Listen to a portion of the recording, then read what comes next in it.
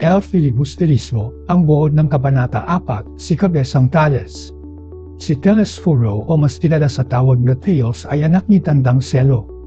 Inalagaan niya ang isang bahagi ng kagubatan dahil sa palagay niya ay walang nagmamay-ari nito. Kasama niya roon ang kanyang ama, asawa, at mga anak. Pinamuhunan niya ito kahit walang kasiguraduhan ang pag-unlad niya dito. Subalit malapit na sana nilang anihin ang mga unang tanim ng biglang inangkin ito ng korporasyon ng mga pari.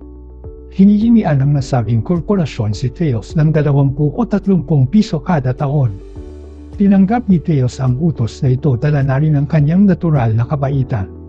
Habang lumalaki ang kanyang ani ay lumalaki din ang hinihining buwis ng korporasyon. Nagkaisa ang kanyang mga kanayo na gawin itong kabesa ng barangay dahil kita naman ang naging pag-unlad nito. Plano sana niyang pag-aralin ang kanyang dalaga sa Maynila ngunit ito ay di nangyari dahil sa taas ng buwis. Nang umabot sa 200 piso ang buwis na hinihingi ng korporasyon ay napilitan na itong tumutol. Ngunit tinakot siya ng nangamasiwa na kung hindi ito makakapagbayad ng buwis ay sa iba na lang ipapataning ang lupa. Naubos na ang kanyang salapi sa pakikipaglaban sa hukuman subalit na natili pera nitong bigo. Madalas siyang may daladalang baril sa tuwing pupunta sa bukid upang ipagtanggol ang sarili kung sakaling may tulisan. Pagkaraay ipinagbawal ang baril kaya bulok naman ang dinala nito. Sinangsang ang dala nitong bulok kaya panako naman ang sunod na dinala.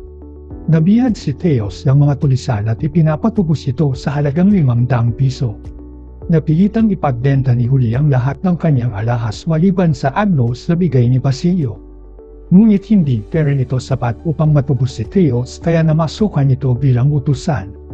Nalaman ni Tandang Selo ang ginawang iyon ni Huli kaya hindi ito nakakain at nakatulog ng gabing iyon.